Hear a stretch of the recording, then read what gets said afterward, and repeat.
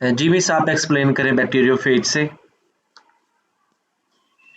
जी जो हमारा previous lecture था उसमें वायरस की definition, history, discovery of viruses, उसके अलावा करेक्टरिस्टिक्स ऑफ वायरसेस हमने इन डिटेल स्टडी की हैं, types of viruses, morphology, morphology में साइज एंड शेप जो है उनको डिस्क्राइब किया है, और जनरलाइज स्ट्रक्चर ऑफ वायरस जिसमें कैप्सिड, कैप्सोमेयर और वायरल जीनोम था। आज का जो हमारा लेक्चर है उसमें बैक्टीरियोफेज। फर्स्ट ऑफ में division, sub division, class, order, सब ऑर्डर, नेम, उसका जेनस वगैरह, स्पीशीज, इन सारी चीजों को जो है वन बाय वन करके डिस्कस किया जाता है। अगर इसके बैक्टीरियोफेज का देखें, डिवीजन क्या है इसका, वायरा। सब डिवीजन जो है वो इसका डीऑक्सी वायरा है, क्लास इसका डीऑक्सी बिनाला, ऑर्डर वायरेल्स और सब ऑर्डर फैगनी, और नेम इसका है बैक्टीरियोफेज। ये इसकी सिस्टमैटिक पोजीशन है। इसके अलावा अगर देखा जाए, बैक्टीरियोफेज वो वायरसेस है जो इन्फेक्ट करते हैं बैक्टीरिया को, और ये किस फ्रेडरिक डब्ल्यू ट्रॉट ने इंग्लैंड में 1915 में, और फेलिक्स डी हैरेले ने जो है उसने पास्चर इंस्टीट्यूट जो है पेरिस में इन 1917 इन्होंने इंडिपेंडेंटली डिस्कवर किया था इसको, ठीक है, इन दोनों साइंटिस्ट ने। और इसके अलावा जो टर्म दी थी बैक्टीरियोफेज की, ये किसने दी थी, डी हैरेले ने, जिसका मतलब है बैक्टीरिया ईटर्स, यानी बैक्टीरियोफेज का मतलब है बैक्टीरिया ईटर। और ये वो वायरसेस है, बैक्टीरियल वायरसेस जो है वो नेचर में डिस्ट्रीब्यूट हुए हैं बहुत वाइडली रेंज में, और फेज जो है वो एग्जिस्ट होता है हर बैक्टीरिया में। ये इसका जनरलाइज थोड़ा इंट्रोडक्शन था। इसके बाद अगर आप इसके स्ट्रक्चर और कॉम्पोजिशन की बात करें, तो सारे वायरसेस की तरह जो बैक्टीरियोफेज है वो किस चीज से उसकी कॉम्पोजिशन है, वो न्यूक्लिक एसिड से है कंपोज होके, और किस चीज से सराउंड हुए हैं, बेसिकली उसकी कॉम्पोजिशन न्यूक्लिक एसिड से और उसकी सराउंडिंग प्रोटीन कोट से है, जिसको हमने क्या नाम दिया था, कैप्सिड्स। कैप्सिड्स किस चीज से मिलके बने हुए हैं, सब यूनिट्स, जो जिसको नाम दिया था कैप्सोमेयर्स। यहाँ तक उसकी स्ट्रक्चर और कॉम्पोजिशन है। फर्दर है ultra structure of T even phase. जो टी इवन कोलियोफेज है वो उसकी शेप कैसी है, उसकी फेज है टैडपोल शेप, और ये किस चीज पे कंसिस्ट होता है, ये हेड और टेल।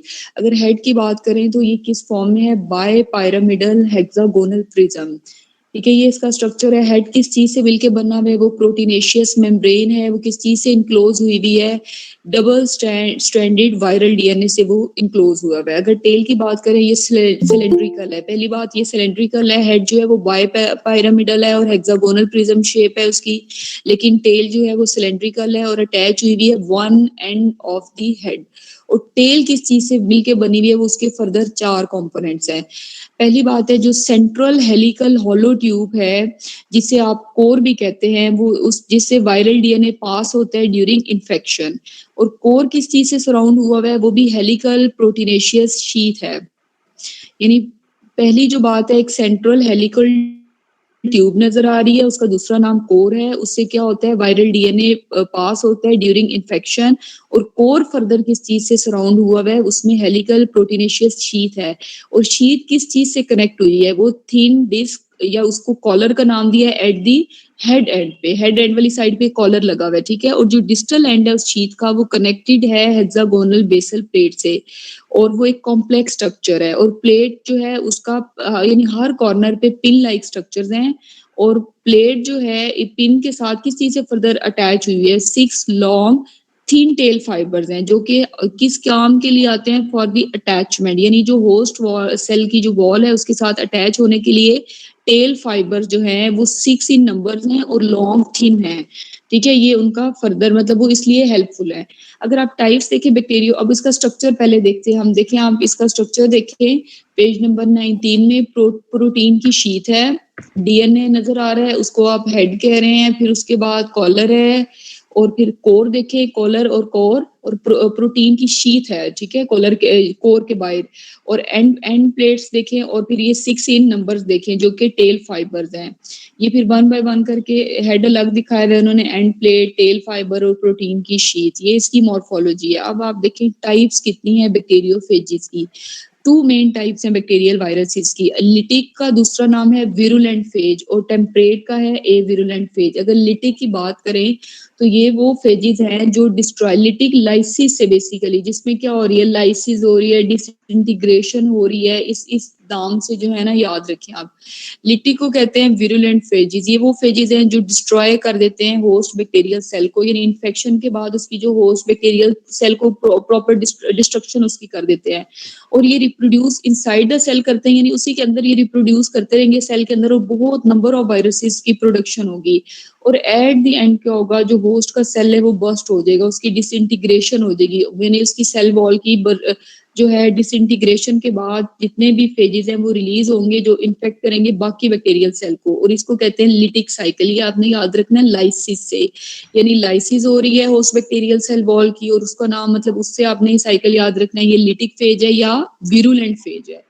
दूसरा जो फेज है वो टेम्परेट है, ये ए विरुलेंट, ए मीन नॉन, और नॉन लाइसिस मतलब उसकी आप कह रहे हैं कि नो लाइसिस कह लें, या नॉन लिटिक साइकिल फेजेस भी इसको कह सकते हैं। ये वो फेजेस हैं जो नुकसान नहीं पहुंचाते या डिस्ट्रक्शन कॉज नहीं करते होस्ट के बैक्टीरियल सेल की। इसमें क्या होता है, वायरल न्यूक्लिक एसिड वो रेप्लिकेट होता रहेगा होस्ट बैक्टीरियल सेल वॉल को, लेकिन कोई डैमेज कॉज नहीं करेगा, यानी डिफरेंट जनरेशन आती जाएंगी लेकिन कोई डैमेज या कोई डिस्ट्रक्शन या लाइसिस की इंडिकेशन नजर नहीं आएगी। और जो टेम्परेट फेज है ये क्या होता है, ये स्पॉन्टेनियसली भी होता है, ठीक है, यानी ये चेंज हो जाता है। जो लिटिक साइकिल है वो किसमें होगा, लाइसोजेनिक साइकिल में। जो टेम्परेट फेज है ये स्पॉन्टेनियसली विरुलेंट बन जाता है, यानी कुछ जनरेशन के बाद जब वो लाइफ कर देते हैं अपने होस्ट सेल को, तो उसे क्या कहते हैं फिर, लाइसोजेनिक साइकिल। अब प्रॉपर आप इसका देखें कि अगर आप लाइफ साइकिल की बात करें बैक्टीरियोफेज की, तो टू डिफरेंट है। हमने यही पढ़ा है कि लिटिक साइकिल और लाइसोजेनिक साइकिल। अगर लिटिक साइकिल की बात की जाए तो ये लिटिक साइकिल फेज मल्टीप्लाई करता रहेगा, होस्ट सेल में मल्टीप्लीकेशन होगी, लेकिन एट द एंड लाइसिस या डिसइंटीग्रेशन होगी, किस चीज की, होस्ट के बैक्टीरियल सेल की, मतलब सेल वॉल जो है उसकी बर्स्ट हो जाएगी, जो जितने भी फेजेस हैं वो रिलीज हो जाएंगे, और प्रोजेनी रिलीज होके वो किस चीज को फर्दर अटैक करेगी, जो भी न्यू बैक्टीरियल के सेल हैं उनको further attack, one by one जो है हर फेज, जो हर virus further new bacterium cell को इन्फेक्ट करेगा। इसके कितने स्टेप्स हैं, पहला स्टेप है एड्सॉर्प्शन, ठीक है, adsorption is the first step. First step किस चीज में है, जब इन्फेक्शन हो रहा होता है होस्ट बैक्टीरियल सेल का, या किसी भी मतलब देखें जो है लिटिक साइकिल, उसका पहला स्टेप है एड्सॉर्प्शन। एड्सॉर्प्शन जो है उसमें विरियन किस चीज में अटैच होता है, वो अटैच होता है होस्ट के सेल में। कैसे अटैच होगा, वो आयनिक बॉन्ड बनाएगा किसी भी कम या ज्यादा स्पेसिफिक रिसेप्टर साइट के साथ, जो फर्दर किस चीज से इंटरेक्ट करेंगे, स्पेसिफिक प्रोटीन जो कि कैप्सिड्स या कि उस विरियन में प्रेजेंट है। बेसिकली उसने एब्जॉर्ब होना है या अटैच करे होस्ट सेल के थ्रू, यानी होस्ट सेल पे आके अटैच हो जाएगा, फिर वो क्या बनाएगा, आयनिक बॉन्ड, यानी मोर और लेस स्पेसिफिक रिसेप्टर साइट्स जो है वो क्रिएट करेगा, और उसके बाद वो इंटरेक्ट करेगा जो स्पेसिफिक प्रोटीन्स होंगी कैप्सिड्स की या उस विरियंस की। ये पहला स्टेप था एब्जॉर्प्शन। सेकेंड स्टेप जो है वो है पेनिट्रेशन। इसमें जो आपकी वायरस टेल की जो टिप है, tip of the virus tail, वो अटैच होगी उन रिसेप्टर साइट्स के जो पहले आपने ऊपर एब्जॉर्प्शन में जो है वो उसको डिस्कस किया है, वो अटैच हो जाएंगी उस रिसेप्टर साइट पे। जो टिप है वायरस टेल की वो किधर अटैच होंगी, रिसेप्टर साइट बैक्टीरियल के सेल सरफेस पे। उसके बाद टेल फाइबर अपने आप को बेंड करेगा ताकि वो एंकर कर सके टेल की पिंस को और बेस प्लेट को सेल सरफेस से। इसके अलावा जो टेल की शीथ है वो कॉन्ट्रैक्ट करेगी, जैसे ही वो कॉन्ट्रैक्ट करेगी तो वो फोर्स करेगा जो हॉलो स्पाइक है वो किधर जाए, सेल में, यानी वो अपने स्ट्रक्चर को थोड़ा मॉडिफाई करेंगे। सबसे पहले टेल फाइबर बेंड होगी, उससे क्या होगा, वो एंकर करेंगे टेल पिंस को और बेस प्लेट को सेल सरफेस की तरफ। उसके बाद टेल शीट जो है वो कॉन्ट्रैक्ट करेगी जिससे हॉलो स्पाइक सेल में एंटर हो जाएगा, और लाइसोजाइम जो है वो क्या करेगा, वो बेस प्लेट को हेल्प करेगा इस प्रोसेस में। बेसिकली ये एंजाइम है जो डिसॉल्विंग प्रोसेस में इन्वॉल्व होगा। जो वायरल न्यूक्लिक एसिड है वो इंजेक्ट होगा होस्ट सेल में क्योंकि उसमें डिसॉल्व हो गई है ड्यू टू लाइसोजाइम, और अब इंजेक्शन स्टार्ट हो जाएगी। और प्रोटीन कोड जो है वो बाहर ही रहेगा, वो आउटसाइड दी सेल ही रहेगा, सिर्फ क्या चीज एंटर होगी, वायरल न्यूक्लिक एसिड। अब फर्दर देखें, जब अब वायरल न्यूक्लिक एसिड एंटर हो गया तो फर्दर क्या होगा, इस्टेब्लिशमेंट होगी वायरल डीएनए की होस्ट सेल में, क्योंकि होस्ट में वो एंटर हो गया वायरल जो न्यूक्लिक एसिड है। फर्दर वो इस्टेब्लिशमेंट उसकी कैसे होगी, ये हमारा जो थर्ड स्टेप है वो establishment of viral DNA in host. Viral DNA जो है वो ऐसा करेगा जो सेल का सारा कंट्रोल ले लेगा, ठीक है, वो पूरा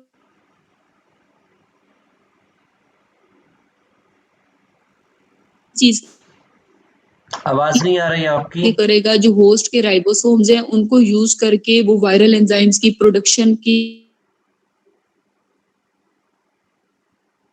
क्योंकि उसके पास अब वायरल डीएनए के पास पूरे सेल का मेटाबॉलिज्म का कंट्रोल है और वो मिस आप ना थोड़ा सा पीछे होके बात करें।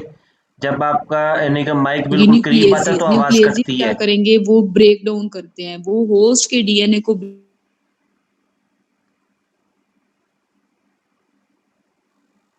पता है प्रोसेस कैसे होता है। वो होता है सबसे पहले अगर वो हो रही है आपकी आवाज कट रही है।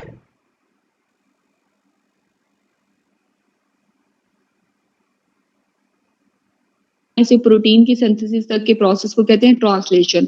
अब यहाँ देखिए जब वायरल डीएनए बन चुका है, यानी वायरल मैसेंजर आरएनए जो है उसकी formation RNA, viral messenger RNA further बनाएगा प्रोटीन्स। देखिए वायरल प्रोटीन्स बनेंगे। अब ये प्रोसेस देखिए वायरल मैसेंजर आरएनए बन गया, उसके बाद वो सिंथेसिस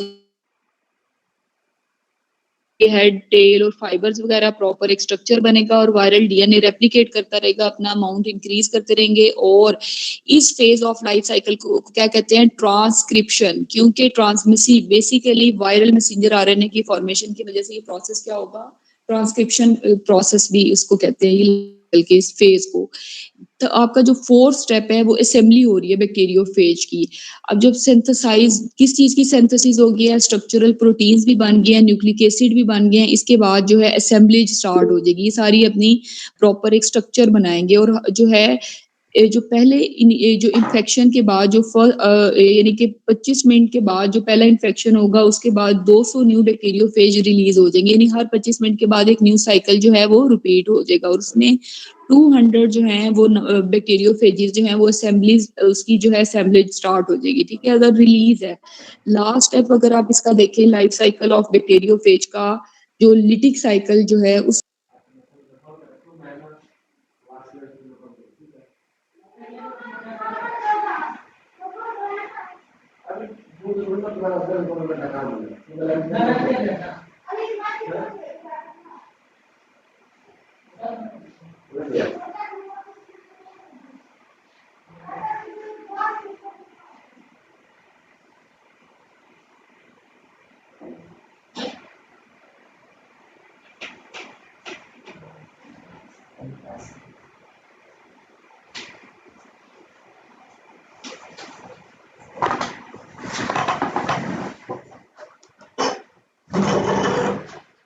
ये आवाज नहीं आ रही है आपकी।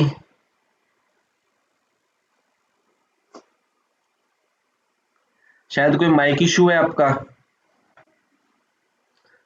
बाकी क्लास वाले आवाज आ रही है आप लोगों को मेरी? हाँ जी सर आ रही है।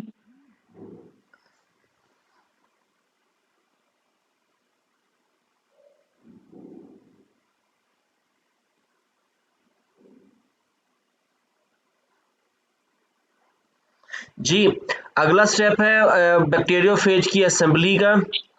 असेंबली में क्या होगा कि जितने भी न्यू उसके बैक्टीरियोफेज ने अपने प्रोटीन कोट बनाए हैं और साथ साथ अपने डीएनए की सिंथेसिस की है, तो अब क्या होगा कि उसके जितने भी जीनोम उसने अपने बैक्टीरियोफेज ने होस्ट की बायोसिंथेटिक मशीनरी को यूज करके उसने अपने जितने भी उसने न्यू डीएनए बनाए और प्रोटीन कोट बनाए। क्लियर? तो वो उसके वायरल डीएनए प्रोटीन कोट के अंदर इंसर्ट होंगे, उनकी असेंबली होगी, यानी कि वायरस के ये दोनों कंपोनेंट इकट्ठे होंगे और ये करीबन 25 मिनट के अंदर इनिशियल इन्फेक्शन के बाद तकरीबन 200 न्यू बैक्टीरियोफेज ये बना लेते हैं। अगला स्टेप क्या होगा कि जब ये उस बैक्टीरिया के अंदर इतने बैक्टीरियोफेज ने बन जाते हैं कि वो बैक्टीरिया उनको कवर नहीं रख सकता, उनको अपने अंदर होल्ड नहीं रख सकता और ये अंदर मूवमेंट कर रहे होते हैं होस्ट की मशीनरी साइटोप्लाज्मिक कंटेंट को यूज करके। तो ये बैक्टीरियल वाल के ऊपर प्रेशर लगाते हैं जिससे क्या होगा, बैक्टीरिया की मेम्ब्रेन टूटेगी और ये तमाम बैक्टीरियोफेज अंदर से बाहर आउट होंगे। अब देखिए इसने क्या किया है, बैक्टीरियोफेज ने बैक्टीरिया की मेम्ब्रेन को ब्रेक किया है, उसकी लाइसिस की है, इसीलिए इसको क्या कहेंगे, इसलिए इसको क्या कहेंगे, जैसे इसका नाम ऊपर था, आप लोगों ने रीड किया है, ये मैं दिखाता हूं आप लोगों को। ये दो तरह के इसके लाइफ साइकिल है। सबसे पहला कौन सा है, लिटिक साइकिल। लिटिक साइकिल में क्या होगा, जैसे अभी बताया आप लोगों को कि न्यू बैक्टीरियोफेज बैक्टीरियल मेम्ब्रेन को ब्रेक करके आउट होते हैं। यानी इस लाइफ साइकिल के अंदर वायरस ने अपने होस्ट को ब्रेक कर दिया है, होस्ट को तोड़ दिया है। This is called lytic phase. और अब देखें, जिस वक्त वायरस एंटर होगा, क्लियर, जिस वक्त वायरस बैक्टीरियोफेज बैक्टीरिया के अंदर एंटर होगा, एंटर होने से लेके उसको ब्रेक करने तक, ये जो इसका इसका जो ये मुकम्मल दौरानिया है, टाइम पीरियड है, जिसमें वायरस ने अपनी सिंथेसिस की है, वक्त के इस दौरानियों को this time period is called, बताएं आप लोग ये क्या लिखा हुआ है रिलीज ऑफ बैक्टीरियोफेज के इस पैराग्राफ के जो आखिरी दो वर्ड्स हैं, कोई एक मेंबर इसको रीड करे। The time taken from infection until lysis is called. आवाज आ रही है आप लोगों को मेरी?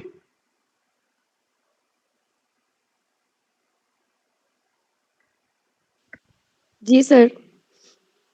अभी जो मैंने पूछा है कि इसको आप लोग रीड करें, आखिरी दो वर्ड्स को। Latent period. Latent period, great. अब यानी कि इस पीरियड को क्या कहेंगे, लेटेंट पीरियड क्यों कहेंगे? इस दौरान बैक्टीरियोफेज अपनी सिंथेसिस करता है। ये देखें इस डायग्राम के अंदर, ये है हमारे, देखें जो सबसे पहला स्टेप है, इसको एक बार फिर हम यहाँ से रिवाइज करते हैं डायग्राम से बैक्टीरियोफेज के लिटिक साइकिल को, कि ये एक सबसे पहले क्या करेगा, बैक्टीरियोफेज अपने टेल फाइबर की मदद से इस बैक्टीरिया के ऊपर, अपने होस्ट के ऊपर किस जगह पर, रिसेप्टर साइट पे लैंड करेगा। लैंड करने के बाद अपनी ये जिसकी बेस प्लेट है, इसको बैक्टीरिया की मेम्ब्रेन के साथ अटैच करेगा। This is called attachment. और अगला स्टेप क्या होगा कि इस बैक्टीरिया की बेस प्लेट के साथ एक एंजाइम लगा होता है, उस एंजाइम का नाम है लाइसोजाइम। ये लाइसोजाइम यहां से रिलीज करेगा, बैक्टीरिया की मेम्ब्रेन में बैक्टीरिया की मेम्ब्रेन को ब्रेक करेगा, पोर करेगा, और अपने डीएनए को अपने होस्ट के अंदर इंजेक्ट कर देगा। जब ये इसके अंदर इंजेक्ट करेगा, इंजेक्ट करने के बाद इसका प्रोसेस स्टार्ट हो जाएगा, क्योंकि इस साइकिल के अंदर जब वायरस का डीएनए अंदर एंटर हो जाएगा, ये नजर आ रहा है आप लोगों को, प्रोटीन कोट बाहर रह जाता है, अंदर डीएनए चला जाएगा, जाके ये क्या करेगा, अपने होस्ट यानी बैक्टीरिया के अंदर जितना भी मेटाबॉलिज्म चल रहा है, जितनी भी बायोसिंथेटिक मशीनरी है। अब बायोसिंथेटिक मशीनरी में क्या आता है कि सेल मेम्ब्रेन के अंदर एक सेल का जो कुछ भी है, उसका साइटोप्लाज्म, उसके एंजाइम, उसके ऑर्गेनेलीज, उसका तमाम कंटेंट, इस सब को कहते हैं बायोसिंथेटिक मशीनरी। तो वायरस का डीएनए अपने होस्ट की बायोसिंथेटिक मशीनरी को कंट्रोल करेगा। कंट्रोल करने के बाद वो क्या करेगा, होस्ट के राइबोसोम को यूज करेगा, उसके डीएनए को यूज करेगा, अपने डीएनए की कॉपियां तैयार करेगा, यानी कि न्यू वायरल डीएनए बनेंगे, न्यू प्रोटीन कोड बनेगी। ये आप लोगों को एफ डायग्राम में नजर आ रही है, नए प्रोटीन कोड है, नए वायरल डीएनए है। अब इन दोनों वायरल कंपोनेंट की असेंबली होगी। असेंबली में क्या होगा कि नए वायरस बन जाएंगे, वो फिर होस्ट की मेम्ब्रेन को ब्रेक करके यहां से आउट होंगे। This is called lytic cycle of bacteriophage. अब इसको वायरुलेंट क्यों कहते हैं, कि खतरनाक क्यों है? अब देखें ना, वायरस ने होस्ट को यूज किया, उसकी बायोसिंथेटिक मशीनरी को यूज किया, अपनी कॉपियां तैयार की, नए वायरस बना लिए। लेकिन ये उल्टा क्या करेगा, उल्टा अपना यानी कि अपने आप को बना लेने के बाद, अपनी नए बैक्टीरियोफेज बना लेने के बाद, उल्टा होस्ट को भी ब्रेक कर देता है, उसको भी तोड़ देता है, यानी होस्ट बेचारे को भी ये मार देता है। कि इसलिए हम इसे क्या कहते हैं, कि ये अपने लाइफ साइकिल में अपने आप को तैयार करने के बाद अपने होस्ट को भी ब्रेक कर देता है। इसलिए इसे क्या कहते हैं, virulent cycle, life cycle of bacteriophage भी कहते हैं, वीरुलेंट फेज भी कहते हैं।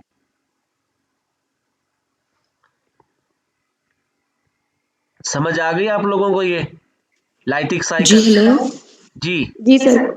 लाइटिक साइकिल में से अपने क्वेश्चन पूछे जो अभी मैंने एक्सप्लेन किया आप लोगों के साथ।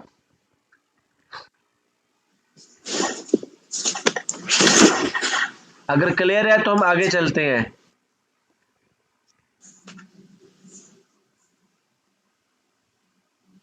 सर वो एंजाइम बता दें। लाइसोजाइम।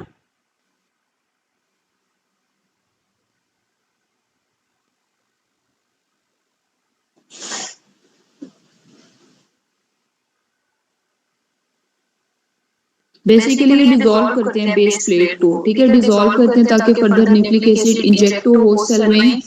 इसका लाइसिस का ही इसका इन्वॉल्व है कि डिसॉल्विंग का रोल है इस एंजाइम का। एक मैं यहाँ पे बात ऐड कर दूं, अब देखें ना, जैसे ये आप लोगों को नजर आ रही है कि ये जो वायरस है होस्ट की मेम्ब्रेन को ब्रेक करके बाहर निकल रहे हैं लाइटिक साइकिल में, तो ये होस्ट पे से ही एक एंजाइम भी लेके जाएंगे, वो एंजाइम इनकी बेस प्लेट के साथ अटैच होगा, उसका नाम है लाइसोजाइम। ये बैक्टीरिया की मेम्ब्रेन को तोड़ता है, बैक्टीरिया को मारता है। तो सेम यही लाइसोजाइम एक तरह से हमारी लाइसोजाइम एंजाइम हमारे जो आंख में जो आंख में जो पानी है, टीयर्स है, इसके अंदर भी पाया जाता है लाइसोजाइम। देखना हम ये नहीं ओपन प्लेस पे हैं, हवा वगैरह हमारी आंख में भी एंटर होती है, कोई बैक्टीरिया वगैरह चले जाती है तो ये उनको मार देती हैं। लाइसोजाइम का क्या काम है? बैक्टीरिया की मेम्ब्रेन को तोड़ना। अब देखना जो ये वायरस है इसने अपने डीएनए को, अपने जीनोम को, जेनेटिक मटेरियल को होस्ट के अंदर एंटर भी करना है। तो एंटर करने के लिए बैक्टीरिया की मेम्ब्रेन में सुराख तो करना पड़ेगा, पोर करना पड़ेगा। तो वो पोर कैसे होगा? बैक्टीरिया की मेम्ब्रेन टूटेगी, उसको तोड़ा जाएगा, तो ये वायरस अपने इस लाइसोजाइम की मदद से उसको तोड़ेगा, जिससे होल क्रिएट होगा और अपना डीएनए उसमें इंजेक्ट कर देगा। ये सबको क्लियर हो गया लिटिक साइकिल? जी सर। जी। मिस आप अब इसको एक्सप्लेन करें लाइसोजेनिक साइकिल को, मिस हमारा। जी, लाइसोजेनिक साइकिल जो है उसका दूसरा नाम मैंने क्या बताया आपको, टेम्परेट या एविरुलेंट फेज। और मैं इसके पहले 2 पैराग्राफ जो आपकी बुक में लिखे हैं इनको एक्सप्लेन कर चुकी हूँ। यहाँ तक अगर कोई बात पूछनी हो आपने।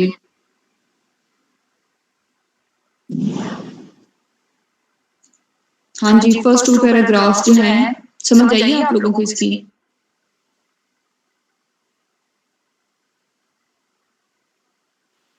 मैम उनको अगेन कर दें, हमें आवाज नहीं आई थी।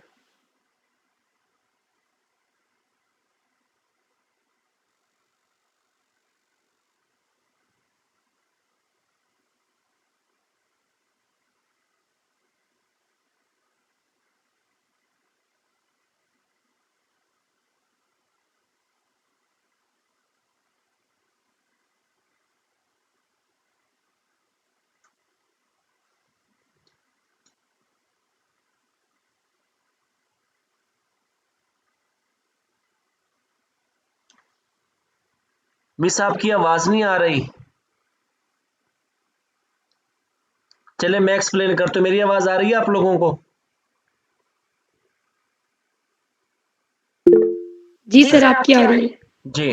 अब मैं आपको एक्सप्लेन करता हूं। अब हम इसकी जो ये हमारे पास है लाइसोजेनिक है, ये सबसे पहले ये आप लोग स्क्रीन पे देखें, डायग्राम नजर आ रही होगी आप लोगों को, ठीक है? नजर आ रही है ना डायग्राम आप लोगों को? जी सर। जी। अब देखें, आप लोग इसको रीड कर लोगे, मैं यहां से आपको एक्सप्लेन करता हूं। बिल्कुल सेम है जैसे लाइटिक है, ये भी वैसे है, बस थोड़ा सा फर्क है। देखिए सबसे पहले क्या होगा, ये है बैक्टीरिया।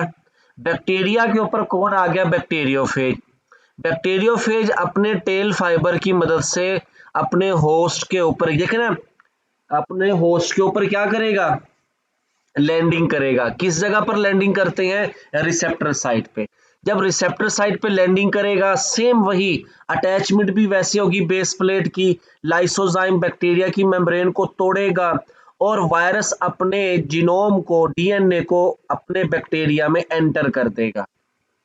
ये देखें, ये जो हमें सर्कुलर नजर आ रहा है ये वायरल डीएनए है, और ये वाला जो सर्कुलर है ये क्रोमोसोम है। ये किसका क्रोमोसोम है? बैक्टीरिया का। होता तो क्रोमेटिन है, लेकिन हम इसे समटाइम क्रोमोसोम भी रीड करते हैं। क्लियर? ये समझ आ गई आप लोगों को? Yes sir. वायरस ने अपना डीएनए बैक्टीरिया में एंटर कर दिया। अब अगला काम क्या होगा? अब देखें, जो इससे पिछला था ना लीटिक साइकिल, उसमें क्या था कि वायरस का डीएनए जब होस्ट में एंटर होता है बैक्टीरिया के अंदर, तो वो उसको फौरन कंट्रोल करके अपने नए डीएनए नए प्रोटीन बनाना शुरू कर देता है। लेकिन यहाँ पर थोड़ा सा और काम होगा।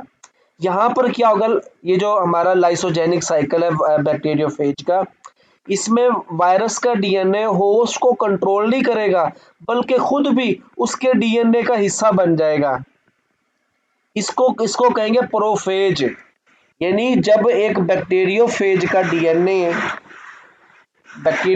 डीएनए होस्ट के डीएनए को कंट्रोल करने के बजाय उसके ही डीएनए में दाखिल हो जाएगा।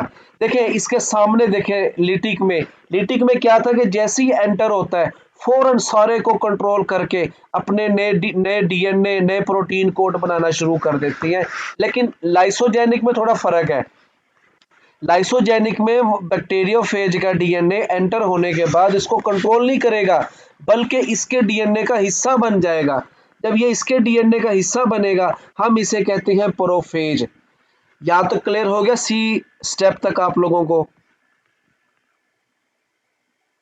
यस सर, क्लियर है यहाँ तक। अब आगे क्या होगा? अब ये वायरस का डीएनए बैक्टीरिया के डीएनए का हिस्सा बन गया, इसको कहेंगे प्रोफेज। अब क्या करेगा? अब ये वायरस का डीएनए बैक्टीरिया के डीएनए को कुछ भी नहीं कहेगा। अब ये जो बैक्टीरिया था, ये नॉर्मली तौर पर ग्रो करेगा। अब इसने अपनी एक बार बाइनरी फिशन की, कितने बैक्टीरिया बना लिए? 2। फिर उसके बाद क्या करेंगे?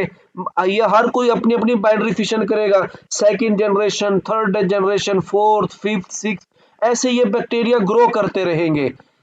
सेवरल जनरेशंस के बाद इसके इसके सेल के अंदर थोड़ी चेंज आती है, तो उसके नतीजे में क्या होता है कि वायरस का डीएनए बैक्टीरिया के डीएनए से अलग हो जाता है।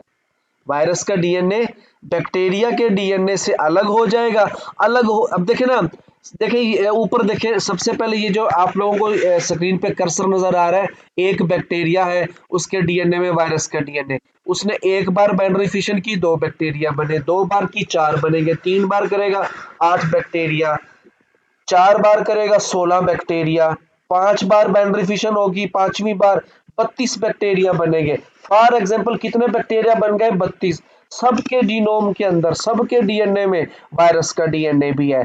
तो सेवरल जनरेशंस के बाद वायरस का डीएनए बैक्टीरिया के अपने अपने बैक्टीरिया के डीएनए से अलग होंगे। इसको कहते हैं इंडक्शन। क्या कहेंगे इसको? इंडक्शन। कि जब वायरस का डीएनए बैक्टीरिया के डीएनए से डीटैच होता है, एक होता है अटैच, जोड़ना, जुड़ना, एक होता है डीटैच, जुड़ने के बाद अलग होना। तो वायरल डीएनए होस्ट के डीएनए से डीटैच होगा, डीटैच होते ही उसको कंट्रोल कर लेगा अपने होस्ट को। जैसे ही कंट्रोल करेगा तो उसके अंदर वही स्टेप अब शुरू हो जाएंगे जो किस में थे? लाइटिक साइकिल में थे। उसको कंट्रोल करेगा, नए डीएनए नए प्रोटीन कोट बनेंगे, असेंबली होगी, और तमाम वायरस अपने अपने होस्ट की मेम्ब्रेन को तोड़ के बाहर निकलेंगे, उसकी लाइसिस करेंगे, और फिर नए होस्ट को वो जाके ढूंढेंगे, और दोबारा से फिर ये सारे यानी फंक्शन स्टार्ट हो जाएंगे। अब देखिए लिटिक और दूसरा कौन सा है? लाइसोजेनिक। लिटिक और लाइसोजेनिक बैक्टीरियोफेज के लाइफ साइकिल में 2 स्टेप का फर्क है। अटैचमेंट भी सबसे पहले लैंडिंग, फिर अटैचमेंट, फिर इंजेक्शन, सेम है। अगला एक स्टेप आएगा, लाइसोजेनिक में बनेगा प्रोफेज, क्योंकि वो होस्ट के डीएनए का हिस्सा बनेगा। इधर क्या करेगा? लाइटिक में कंट्रोल करेगा, अपनी रेप्लिकेशन सिंथेसिस स्टार्ट कर देगा। और फिर उसके बाद बैक्टीरिया, वायरस का डीएनए बैक्टीरिया के डीएनए का हिस्सा रहेगा, वो अपनी ग्रोथ करेगा, 1 बार 2 बार 3 बार बाइनरी फिशन करते रहेंगे, और सेवरल टाइम अपनी जनरेशन बढ़ाने के बाद वायरस का डीएनए बैक्टीरिया के डीएनए से अलग होगा, और उसके अंदर क्या स्टार्ट हो जाएगी? लिटिक वाली तमाम स्टेजेस आगे जो फर्दर थी वो शुरू हो जाएगी। इस तरीके से ये अपनी क्या करते हैं? ग्रोथ करते हैं जी। इसमें से आप लोग अपना पॉइंट पूछें लाइसोजेनिक में। सर ये डिटैच किस बेस पे होते हैं? साइटोप्लाज्मिक और एंजाइमेटिक। ये दो तरह की चेंजेस आती है जिससे ये अलग हो जाते हैं।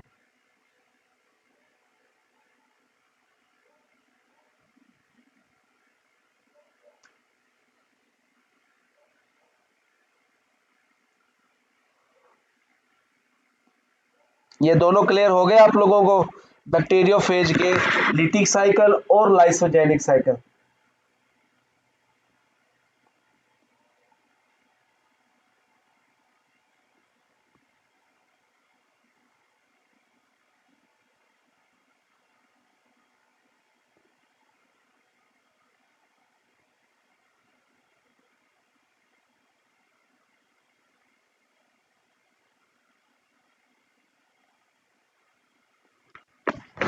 जी ग्रुप मेंबर आप लोग अपना क्वेश्चन पूछें बैक्टीरियोफेज के दोनों लाइफ साइकिल से रिलेटेड, कोई भी अपने आपके माइंड में क्वेश्चन है वो पूछें, फिर हम इस पे चलते हैं टीएमवी पर। सर ये लाइजोजेनी का लास्ट पैराग्राफ ये नहीं बताया आपने। लाइसोजेनिक हैज बीन स्टडीड, यहां से जी सर। जी, lysogeny has been studied best in coliphage lambda. Coliphage lambda ये वही है जिसकी जो डायग्राम जो शेप हमने देखी है हेड और टेल पर मुश्तमिल है। It has been observe that multiplication of phage is repressed inside the infected cell because the genes responsible for phage multiplication and lysis are switched off। देखें ये थोड़ी सी चेंज आती है, वही चेंज है कि जब बैक्टीरियोफेज वायरस का डीएनए होस्ट के डीएनए में जाके अपनी फौरन उसको कंट्रोल नहीं करता पेनिट्रेशन के बाद, जैसे वो था ना जैसा हमने ऊपर पढ़ा इसमें बैक्टीरियोफेज के लिटिक लाइफ साइकिल में, वो क्या था कि जब वायरस का डीएनए एंटर होता है बैक्टीरिया के अंदर फौरी तौर पे उसको कंट्रोल करेगा, कंट्रोल करने के बाद अपनी मल्टीप्लिकेशन शुरू कर देगा, अपने नए प्रोटीन कोट बनाएगा, नए डीएनए बनाएगा।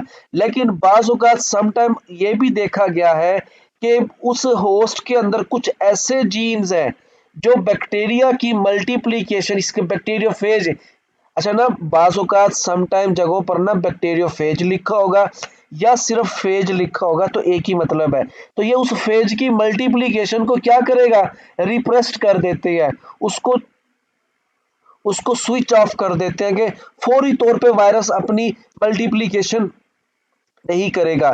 The phage possesses a gene that code for repressor protein which make the cell resistant to lysis initiated either by the prophage or another lytic virus। ठीक है, अब देखें ये वही है कि जब वायरस का डीएनए बैक्टीरियोफेज के वायरस का डीएनए बैक्टीरिया के डीएनए का हिस्सा बनता है, वो कहता है कि बैक्टीरिया के अंदर ना कुछ खास किस्म के जीन्स मौजूद है हो, ठीक है। देखें सबसे पहले वो जो फेज है बैक्टीरियोफेज के पास कुछ जीन्स हैं जो होस्ट सेल के अंदर रिप्रेसर प्रोटीन बनाने के लिए हेल्पफुल होती हैं, और वो प्रोटीन क्या कर देती है, फौरी तौर पे उस बैक्टीरिया के अंदर लाइसिस को स्टार्ट नहीं करती बल्कि बैक्टीरिया को ग्रो करने देती है। फिर कुछ वक्त के बाद जाके उसकी प्रोटियोलिटिक एक्टिविटी होगी, रिप्रेसर प्रोटीन टूटती है, जब टूटेगी तो फौरी तौर पे वायरस का डीएनए बैक्टीरिया को कंट्रोल करके उसमें लाइसिस शुरू कर देगा। जी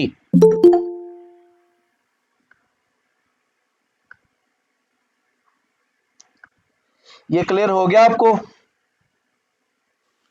जी सर। जी, यानी कि जो हमारे पास था ना लिटिक साइकिल में तो वो फौरी तौर पे क्या करेगा, होस्ट को कंट्रोल करेगा, क्लियर, क्योंकि उसके अंदर रिप्रेसर प्रोटीन नहीं बनती। जबकि जब कुछ बैक्टीरियोफेज में हमें ये देखा गया है कि उसके जीनोम के अंदर एक ऐसे जीन्स मौजूद है जो होस्ट सेल के अंदर रिप्रेसर प्रोटीन्स को रिप्रेसर प्रोटीन की वजह से उसको स्विच ऑफ कर देते हैं, तो वो अपनी क्या करेगा, ग्रोथ जारी रखता है।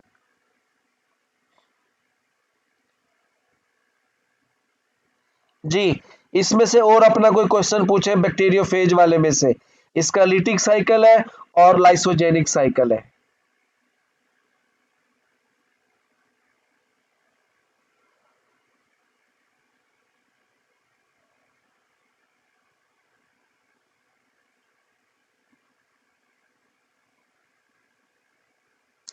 जी क्वेश्चन पूछे इसमें से बैक्टीरियोफेज वाले में से।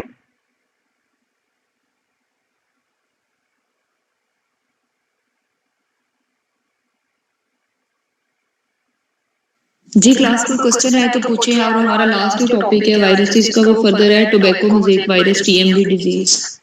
जी मिस आप ना इसको एक्सप्लेन करें, टोबैको बाद में फिर मोज़ेक मैं इसको वायरस समराइज करूंगा। कॉज, जी सर आपने अभी समराइज करना है इसको? जी करें फिर समराइज। नहीं, आप इसको एक्सप्लेन करें, बाद में मैं करूंगा, अभी मैंने उसको किया है बैक्टीरियोफेज वाले को। आप इसको एक्सप्लेन करें अभी टीएमवी को। सही सही।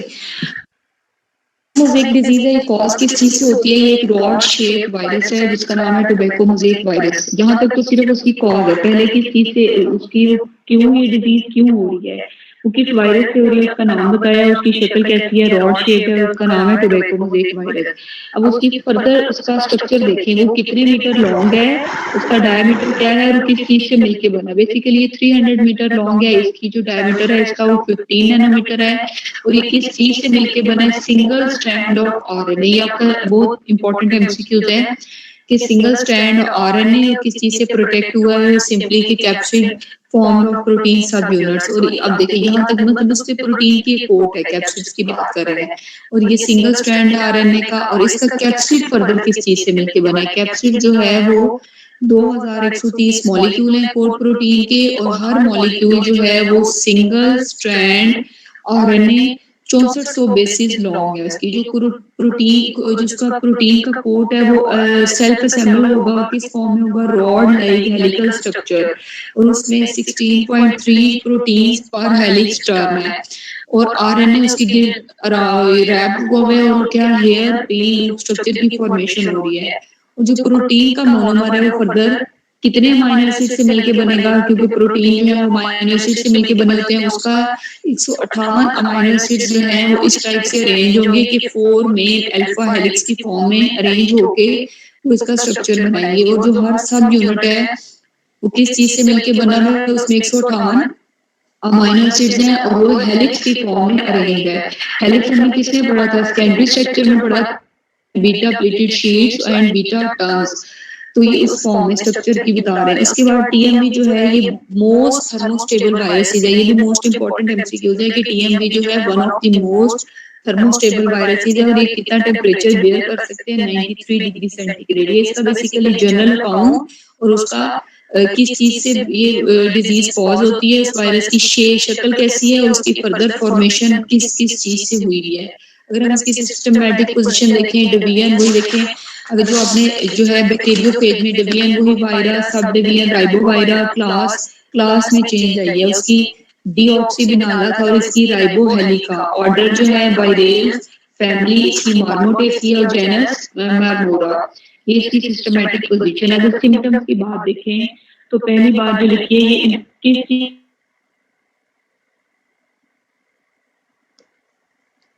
को इन्फेक्ट, यानी जो टुबली जो प्लांट कैंडिडेट को इन्फेक्ट करेगा, वो सबसे जो स्पेशली जो है वो सोलानेसिया है, और इंडिविजुअल्स हैं 125 इंडिविजुअल स्पीशीज है, उसमें टोबैको आ जाता है, टोमेटो पे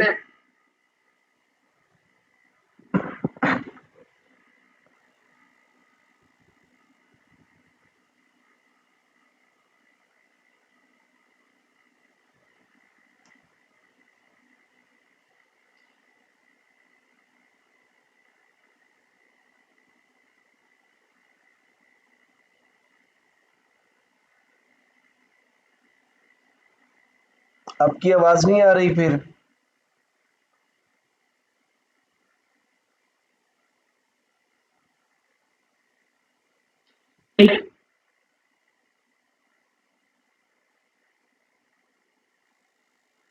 क्या है वो भी लीफ में वो रुक जाएगी और डाउनवर्ड कर्लिंग होगी। अब लीव्स की एक तो ग्रोथ रुक जाएगी और फर्दर डाउनवर्ड कर्लिंग होगी, और उसके बाद देखिए अब फर्दर लीफ की शक्ल कैसी होगी? वो नैरो, यानी वो नैरो होते जाएंगे, elongated। अब उनकी देखिए क्विकली डेवलप करेंगे कि ये यंगर लीव्स में ही होते हैं। और मोज़ेक जो है इससे नो डाउट के प्लांट की डेथ नहीं होती, लेकिन अगर ये इन्फेक्शन बहुत अर्ली सीजन में हो जाए तो प्लांट्स जो है वो स्टंट हो जाता है, उसके बाद उसकी ग्रोथ और डेवलपमेंट नहीं होती। लेकिन जो लोअर लीव्स हैं उनमें क्या आपको चीजें देखने को मिलेंगी, मोज़ेक बर्न्स, उनमें यानी वो आपको हॉट एंड ड्राई वेदर में नजर आएगा कि जैसे बर्निंग सेंसेशन, और जो मोस्ट डिस्ट्रक्टिव फेज है टोबैको में मोज़ेक वायरस इसको कहा जाता है। ये जो है मोज़ेक बर्न को कंस्ट्रक्टिव फेज है इस वायरस के इन्फेक्शन का। इसके अलावा जो इन्फेक्टेड लीव्स हैं उनको वो क्या होंगे, वो क्रिंकल होंगे, पकड़ होंगे।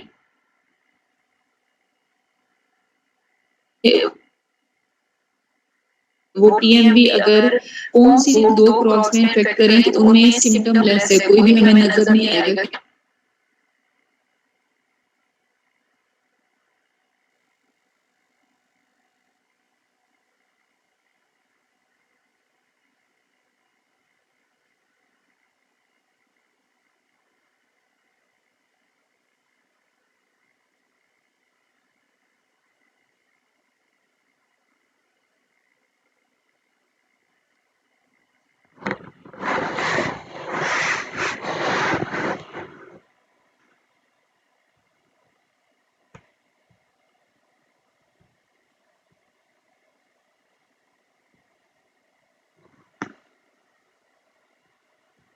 आवाज आ रही है आप लोगों को?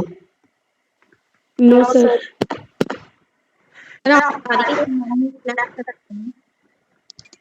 अच्छा, ये जो सामने नजर आ रहा है फर्स्ट पैराग्राफ, इसमें से आप लोग पूछें, फिर आगे वाला मैं एक्सप्लेन करता हूँ सारा सिम्टम से। आप लोग ये इंट्रो वाला इसका देखें पैराग्राफ, इसको रीड करें, इसमें से आप लोग पूछें।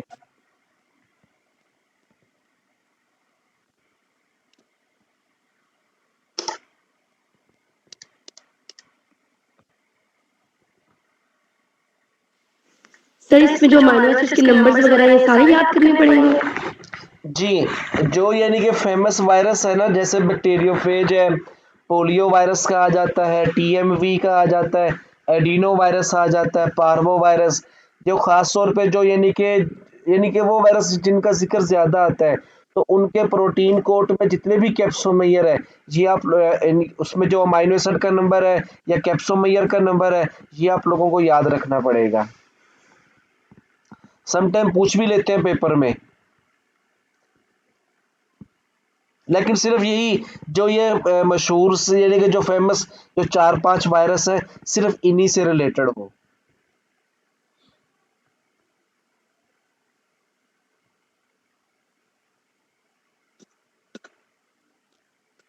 अब देखिए इसी पैराग्राफ की जो लास्ट लाइन है, ये मोस्ट इंपॉर्टेंट है कि ये थर्मोस्टेबल भी है, 93 डिग्री सेंटीग्रेड तक भी ये सरवाइव कर जाता है। जी, आगे वाला पैराग्राफ है इसकी सिम्टम्स के बारे में।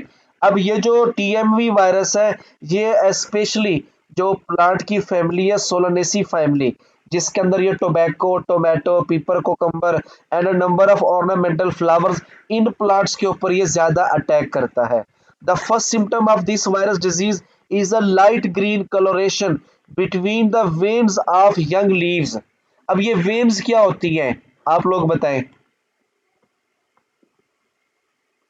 जी, ये वेन्स क्या होती है? आवाज तो आ रही है मेरी आप लोगों को? सर लीव्स के ऊपर जो लाइंस का पैटर्न होता है, ये लाइंस किस चीज की बनी होती हैं?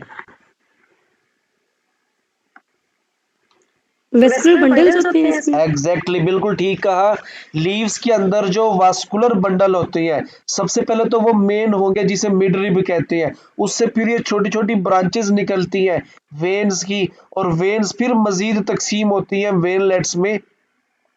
ये क्या होती है, ये वास्कुलर बंडल या वास्कुलर टिश्यूज के स्ट्रैंड्स होते हैं। तो ये उनके दरमियान यानी कि एक लीफ है, लीफ में जो वेन्स है, वेन्स के दरमियान जो उनका ग्रीन कलर है, उसको ये क्या करेंगे, उस ग्रीन पिगमेंट को ये कम करते हैं खास तौर पे। तो this is forward quickly by the development of a mosaic और mottled pattern of light and dark green areas in the leaves. इस तरह की ना वहां पे कलोरेशन नजर आएगी लाइट ग्रीन कलर की। This appear as thick elevated blister like areas, और इन these cases large dead areas develop in the leaves। यानी कि आप लोगों के पास ना एक बिल्कुल ग्रीन लीफ है, उस लीफ में ना जहां जहां वेन्स है उनके दरमियान जो मीजोफिल टिश्यूज मीजोफिल सेल्स मौजूद है, वो एरियाज क्या होंगे, लाइट ग्रीन होंगे। लाइट ग्रीन होने के बाद वो थिक हो जाएंगे, थिक होने के बाद वो एरियाज क्या हो जाएंगे, जैसे कोई चीज हो ना उसकी सरफेस से वो जगह उभर के बिल्कुल वो जगह देखिए, सबसे पहले तो पत्ता होगा, पत्ते के ऊपर ना मुख्तलिफ जगहों के ऊपर लाइट ग्रीन से निशान जाहिर होंगे, वो जगह फिर थिक हो जाएंगी, थिक होके फिर वो उभरी हुई नजर आएंगी, उभरी होने के बाद वो जगह वहां से टूट फूट जाती है बिल्कुल। इसलिए हम इन्हें क्या कहते हैं, मोजेक डिजीज, मोजेक पैटर्न होगा। मोजेक पैटर्न क्या होगा, बिल्कुल पूरे पत्ते पे सेम नहीं होगा, जगह जगह पर यानी कि वहां पे ग्रीन लाइट ग्रीन कलर के धब्बे से पड़ेंगे। In this case large dead areas develop in the leaves, the plant growth is stunt. अब प्लांट की ग्रोथ इससे क्या हो जाएगी, स्टंट, रुक जाती है, अकड़ाव आ जाता है। अब देखें ना, अब एक लीफ है, लीफ की ग्रोथ सबसे ज्यादा इन्हिसार करती है अपने पत्ते के मीजोफिल सेल्स की वजह से, क्योंकि वहीं पर ही उसका तमाम फोटोसिंथेटिक प्रोसेस चलना है, जो खुराक बनेगी वही फूड पौधे के तमाम हिस्सों के अंदर मूव करेगी, मूव करने के बाद वहां पे सब मेटाबॉलिज्म चलता है, मेटाबॉलिज्म चलने के बाद उसकी ग्रोथ होती है। अगर उस लीफ के वेन्स के दरमियान जो मीजोफिल सेल्स टिश्यूज हैं उनमें मोजेक मैनर्स की तरह वहां पर धब्बे पड़ जाते हैं, वो सेल्स टूट फूट जाते हैं, तो उसकी वजह से उसकी ग्रोथ क्या हो जाएगी, स्टंट ग्रोथ होगी। And there is downward curling, पत्ते मुड़ना शुरू हो जाएंगे, and distortion of the leaves, और एंड रिजल्ट क्या होगा, वो लीव्स डिस्टॉर्टेड हो जाती है। The leaves may become narrow and elongated.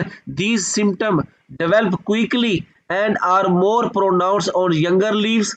Mosaic does not result in plant death, but if infection occur early in season, plants are stunned.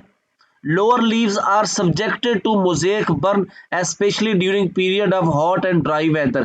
This constitutes one of the most destructive phase of tobacco mosaic virus infection. Infected leaves may be crinkled, punctured, and are elongated. However, if TMV infect crop like grape and apple, it is almost symptomless. अब खास तौर पे ये grep और Apple वगैरह पे तो ये इतना ज्यादा अटैक करेगा, लेकिन हमें उस तरह का पैटर्न नजर नहीं आते जैसे ये क्या करते हैं, टोबैको प्लांट के लीव्स को ये डैमेज करते हैं। जी, इस पैराग्राफ में से पूछें आप लोग अपना पॉइंट।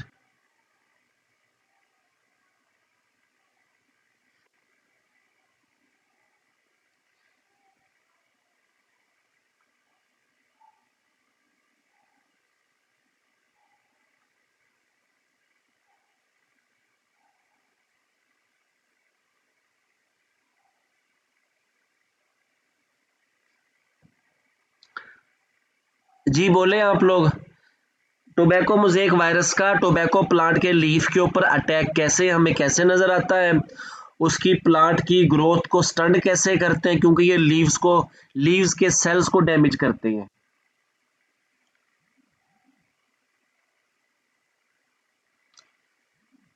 जी आप लोग पूछें क्वेश्चन अपना इस पैराग्राफ में से।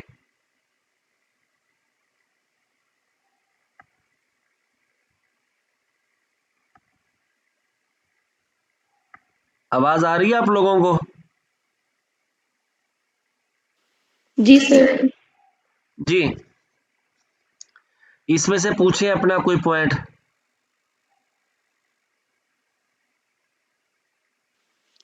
सर फंगस भी ऐसे फ्रूटिंग ट्रीज पे अटैक करती है और वायरसेस भी, तो हमें पता कैसे चलेगा कि ये वायरस ने अटैक किया है या फंगस ने, या हम याद कैसे रखेंगे इस चीज को? जी, इस चीज को ना उसकी, अब देखिए इसको याद रखने, देखिए ना इसका जो मेन आप लोगों ने ना हर एक की कम से कम 1 से 2 सिम्पटम वो उस हवाले से लिखनी है जो उन दोनों के अटैक की वजह से डिफरेंट है। अब देखें ना, खास तौर पे जो ये है ना हमारे पास फंगस वगैरह, ये फ्रूट्स पे, वेजिटेबल्स पे, लीव्स पे जब ये अटैक करते हैं तो वहां पर ना सफेद कलर का या अदर कलर का वहां पे मैस बनेगा, स्पोर लाइक मैस बनेगा। वो हमें समझ आ जाएगी भी ये किस चीज का अटैक हुआ है इसके ऊपर, ये फंगस का अटैक है। मोस्टली अटैक उनका यही है। प्लांट की वजह से क्या होगा, उनके ऊपर स्पॉट्स बनते हैं, धब्बे से बनेंगे, लेकिन यहाँ पर वो उस तरह का मैस नहीं बनेगा जैसा फंगस के अटैक की वजह से प्लांट के ऊपर बनेगा। और दूसरा देखिए ना, अब मोस्टली जो डिजीज है जो कि आइडेंटिफाई तो हो चुकी है, अब हर एक की एक अलग से अलामा उसकी सिम्टम भी है, जिसको देख के हम अंदाजा लगा सकते हैं कि ये वायरस की वजह से है या बैक्टीरिया की वजह से है या फंगस की वजह से है। जब और ज्यादा डिटेल में इसको आइडेंटिफाई करना है तो फिर वहां से थोड़ा सा मैस लेंगे, उसका बायोकेमिकल टेस्ट करेंगे और कुछ ही देर में सामने आ जाएगा भाई ये किस ऑर्गेनिज्म की या किस एजेंट की वजह से ये डिजीज लगी है। ये है।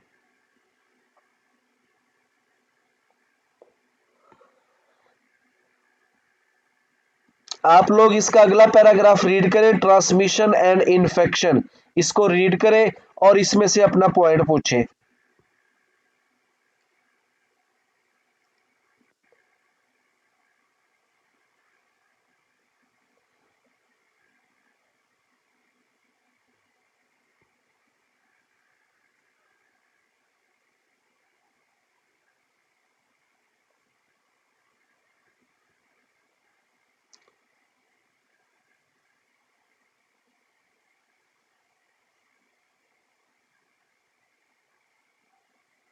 रीड कर रहे हैं आप लोग इसको, इसकी जी सर। ट्रांसमिशन एंड इन्फेक्शन को? जी, इसको रीड करें और इसमें से फिर अपना पॉइंट पूछें।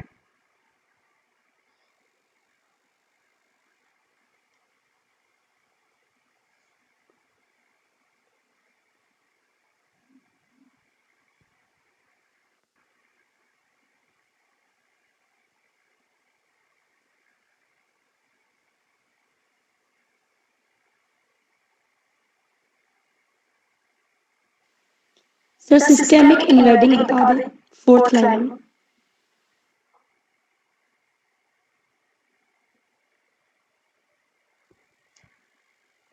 आपने कौन सा क्वेश्चन पूछा?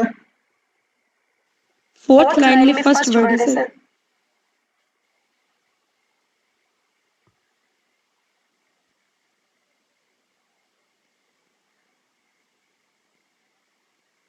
आवाज आ रही है मेरी आप लोगों को? जी सर आ रही है। हेलो,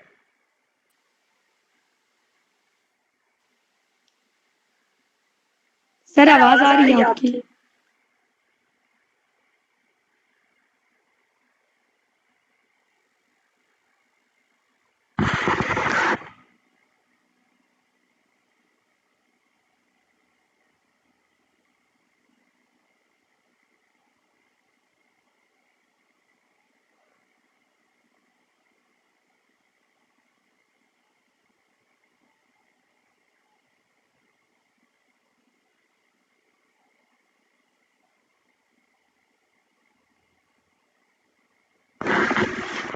लाइन नंबर कौन सी बोली आपने? फिर आपकी आवाज एक तो शायद ना कोई सिग्नल का इशू चल रहा है आज ज्यादा। फर्स्ट सर पैराग्राफ है, 4th सेकंड लाइन पैराग्राफ है? फर्स्ट पैराग्राफ का 4th वर्ड फर्स्ट वर्ड है। First system paragraph. Systemic invading sir.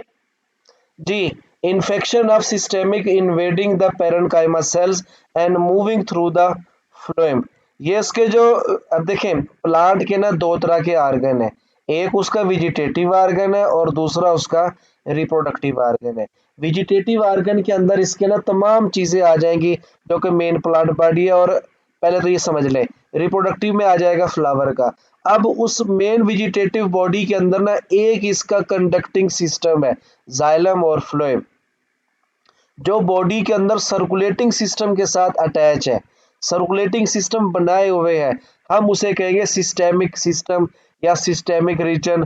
तो ये वायरस उस जगहों पर भी अटैक करेगा, यानी कि उसके उसके फ्लोएमिक रीजन को भी अटैक करेगा। सिस्टेमिक इन्वेडिंग कहेंगे हमला करना। सिस्टेमिक कहते हैं उसके सर्कुलेटरी पोर्शन, उसके ट्रांसपोर्ट जो सिस्टम है प्लांट का, उसको हम क्या नाम देंगे, सिस्टेमिक रीजन का नाम देंगे, उसके ऊपर ये अटैक करेंगे।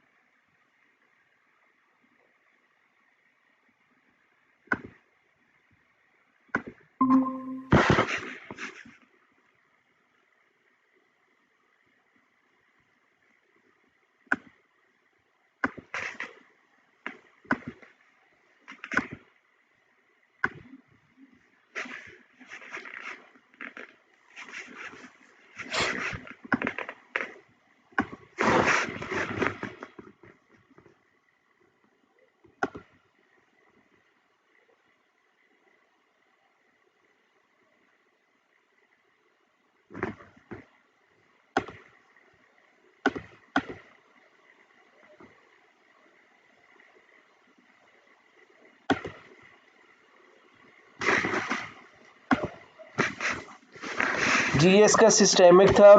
उसके बाद इसकी रेप्लिकेशन, अब ये क्या करेगा, प्लांट्स सेल्स के अंदर उनको ये मूव करेगा। मूव करते हुए उन प्लांट्स के तकरीबन तमाम पार्ट्स को ये क्या करेगा, डिस्टर्ब करेगा। और वायरस जो इनिशियली तौर पे प्लांट बॉडी के अंदर किन जगहों से ये एंटर होते हैं, ये वाउंडेड टिश्यूज की जगहों से एंटर होते हैं, सीडलिंग्स हैं, ट्रांसप्लांट है, ग्राफ्टिंग रीजन्स हैं, जहाँ से कोई भी माइक्रो बॉडी प्लांट की बॉडी के अंदर एंटर हो सकती है, उन तमाम जगहों से ये क्या करेंगे, एंटर होंगे। TMV is transmitted radially through mechanical SAP. अब जो प्लांट सेल के अंदर जाइलम फ्लोएम के अंदर जो सैप मौजूद है, उनके जरिए ये मूव करेंगे ग्राफ्टिंग और dodder. The most common method of transmission of TMV in field and green house is through hands of worker handling infected. अब देखें, आमतौर पे जो वायरस है ये क्या करता है, जो उन एरियाज के अंदर प्लांटेशन के एरियाज के अंदर जो वर्कर वहां पे काम कर रहे होते हैं, मोस्टली उनके काम करने की वजह से एक से दूसरी बॉडी के ऊपर, एक से दूसरे प्लांट के ऊपर ये अटैक कर सकती है। और फिर प्लांट बॉडी के अंदर जब ये एंटर हो जाती है, फिर एक सेल से दूसरे सेल के अंदर ये मूव करते हैं उसके प्लाज्मोडेस्मेटा के जरिए। अब प्लाज्मोडेस्मेटा क्या चीज़ है, ये टीनी होल्स होते हैं प्लांट की सेल, प्लांट की वाल के अंदर। It can also spread through phloem for longer distance movement within the plant. Moreover, TMV can be transmitted from one plant to another by direct contact. एक से दूसरे के ऊपर भी ये अटैक कर सकते हैं। अब क्योंकि जो टीएमवी वायरस है ये एक प्लांट वायरस है, और मोस्टली प्लांट वायरस किस चीज के बने होते हैं, ये आरएनए के बने होते हैं। TMV encodes itself to release its viral RNA strand, then the viral genome will further replicate to produce multiple mRNAs. The resulting mRNAs encode several proteins, including the coat protein and RNA-dependent RNA polymerase, as well as the movement of protein. अब ये virus का जो viral RNA है इस TMV का, अपने host के cell के अंदर जाके ये उसके राइबोसोम को यूज करेगा, नई प्रोटीन बनाएगा और नए मैसेंजर आरएनएस भी बनाएगा, और इसके साथ साथ एक एंजाइम भी बनाएगा। उस एंजाइम का नाम क्या होगा, आरएनए डिपेंडेंट आरएनए पॉलीमरेज। यानी ये वो एंजाइम होगा जो आरएनए को बतौर टेम्पलेट यूज करके नया आरएनए बनाएगा, और वो आरएनए क्या होंगे, ये वायरल आरएनए होंगे, as well as the movement of protein. Thus, TMV can replicate its genome after the coat protein and RNA genome of TMV has been synthesized. They spontaneously assembled into complete TMV वेरियोन। अब ये उसके wire अपने host के cell की machinery को use करेगा, अपने नए RNA बनाएगा और नए प्रोटीन कोड बनाएगा, उनकी असेंबली से नए TMV वायरस बन जाएंगे। अब कंट्रोल ऑफ वायरल डिजीज, अब ये वही तमाम प्रिकॉशंस है जो हम सबको पता है वायरल डिजीज से कैसे बचा जा सकता है, और प्लांट वायरसेस और प्लांट बॉडीज को हम लोग कैसे बचा सकते हैं। इसको आप लोग रीड करोगे, रीड करने के बाद आप लोग अपना क्वेश्चंस जो भी है कमेंट सेक्शन में आके आप लोग उसे पूछोगे। ये था हमारे साथ हमारे पास बैक्टीरियोफेज के बारे में और TMV वायरस के बारे में।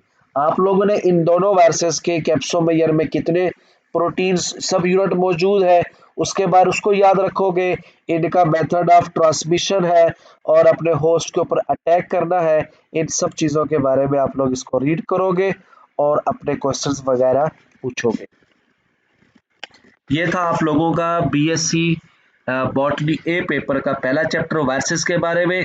इसका जो हाफ चैप्टर था वो इससे पहले वाली वीडियो में हमने एक्सप्लेन किया था वायरस के स्ट्रक्चर्स को, और आज ये हमने वायरस की 2 एग्जाम्पलें देखी, बैक्टीरियोफेज और TMV वायरस। जी।